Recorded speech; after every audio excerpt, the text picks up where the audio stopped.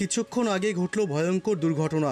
মাঝ নদীতে যাত্রী বোঝাই নৌকা ডুবে 103 জনের মর্মান্তিক মৃত্যু হলো। নিখোঁজ রয়েছেন এখনও 110 জন যাত্রী। মৃতের সংখ্যা আরও বাড়তে পারে বলেও আশঙ্কা। শোকের ছায়া গোটা দেশ জুড়ে। শোক প্রকাশ করেছেন প্রধানমন্ত্রী।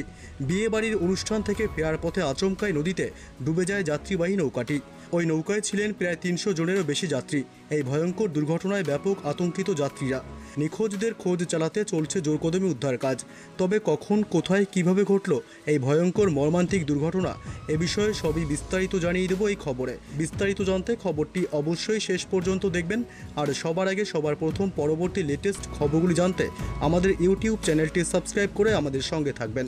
ফের ভয়াবহ নৌকাডুবিতে মৃত্যু হলো 103 জনের। নিখোঁজ এখনও বহু যাত্রী। দুর্ঘটনাটি ঘটেছে উত্তর নাইজেরিয়ার কোয়ারা রাজ্যের পাটেগি জেলায়।